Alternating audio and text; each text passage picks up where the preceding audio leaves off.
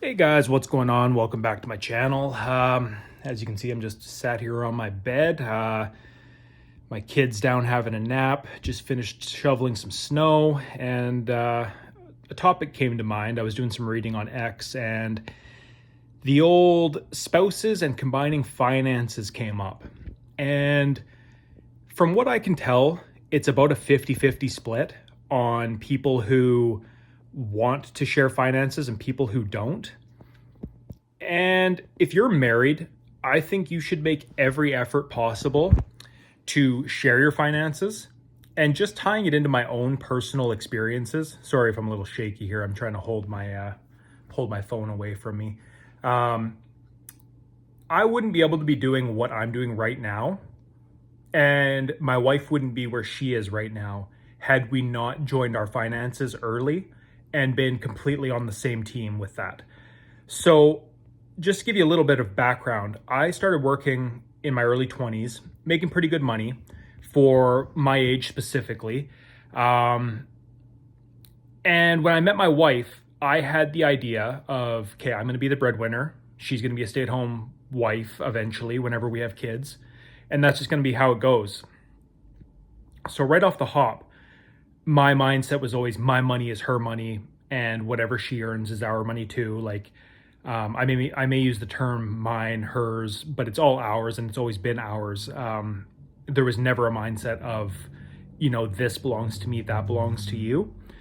And just to give you a bit of a background, I probably earned, I don't know, 6 times what she did when we first got together. And that was never an issue. I covered the lion's share of the bills, and there was no you pay for this, I'll pay for this. It was just essentially I pay for everything and she contributes however she could, basically.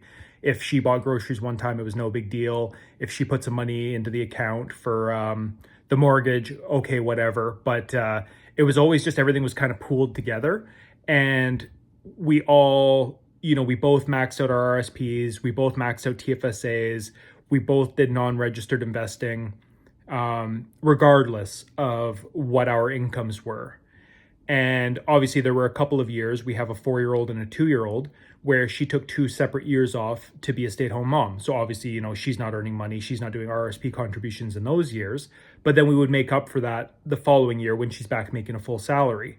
And it's really hard. I try to think of a good analogy for it, but it's like, you're carrying a TV or something like that together, or both arms are on a barbell if you're a weightlifter. If one hand is pushing and the other one isn't, it's not going to work. Or if, one hand's in the center of the bar and one hand's out at the end by the weights, you might get the weight up, but if both hands aren't working together equally, you're not going to get it done efficiently.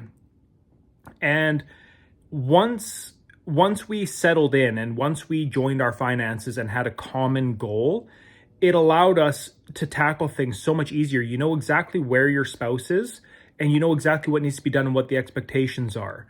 If you're running blind, I wouldn't be in the situation where I am now. I wouldn't be able to have quit my job and have my wife work. And my wife wouldn't have been able to have maxed out her RSP, TFSA, and have non-registered investments. Like we wouldn't be where we are now because we wouldn't have been a team the way that we are now. Like I don't feel any guilt not pulling an income, and she doesn't feel any burden being the sole provider right now, because the last decade I've been providing, we've both been saving for retirement and our own, bridge accounts, and stacking our own family savings. So there's no stress involved now. It's just, it was best for the family for me to step away from work and her to keep going based on the stress that our jobs provided. And because she's been able to do some extra schooling and jump a couple jobs and not have the pressure of providing while I was doing that, her income is now such that she's able to provide for the whole household. And I can step away from my shift work job where I'm doing night shifts regularly, where I work every single Christmas, where, all the stress that my job was providing to the household now goes away, because while I was up here in the earning and she was down here, she was able to kind of build up to a point where now she can fund the household on her own, and it's all been kind of worthwhile. And to tie it into like a retirement, I don't know if I'm retired right now or not. I won't know until some time from now. I'm not planning on being retired, but I'm also not planning at just jumping back into work either. It has to make sense for the whole family. And I'm having a lot of fun right now being a stay-at-home dad, and taking care of the kids and being at all of the baseball practices and things like that. So I'm unsure of what the future will bring, but right now we're happy.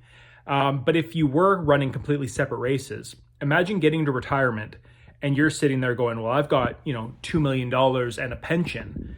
And you look over at your spouse and you go, well, what do you got? And they go, well, I have $50,000. I thought $50,000 was a lot of money. I've never known any different. I've never been educated financially. So it shocks me when I hear couples say, we don't talk about finances. Like, what's mine is mine, what's hers or his is hers or his. Like, that's their private business and mine is my private business. How do you, I guess what I'm trying to say is you need to figure out, do you want a successful retirement and do you want a successful relationship? Because running two completely separate races, you're not going to end up in the same place other than by sheer fluke. So even if you're not going to merge everything, every account, every dollar, you at least need to be transparent with where you're both at, what the expectations are, and how you guys are progressing to those goals together, even while doing it independently, if that makes sense. You can't treat your spouse like a stranger, not let them into any of the information, try to hide everything from them, and expect things to work out in the long run, other than just by sheer luck. You wouldn't treat any other aspect of your life that way. You wouldn't have no goals or orientation and expect a good result, if that makes sense to you guys. Like, you need to be having these discussions. You need to have clear identified goals and boundaries and a plan in place for how you're going to get there. Otherwise, you're just throwing up a prayer and hoping that it lands, and you're not likely to enjoy the outcome of that situation. Yeah, that's really all I got to say on this topic. Like, does it make sense to you for spouses to run completely separate finances? Do you run separate finances or do you combine with your spouse? I'm curious to know people's thoughts on this, because there's a lot more pushback than I expected to read on whether or not you should combine your finances, specifically in marriage. And I'd be really curious to hear what your guys' thoughts are, or your arguments for why running separate finances makes sense in a household, especially when there's, like I say, marriage and kids involved. Let me know in the comments below what your thoughts are, and I'll be sure to get back to you guys. Anyways, thanks for listening. Talk to you later. Bye-bye.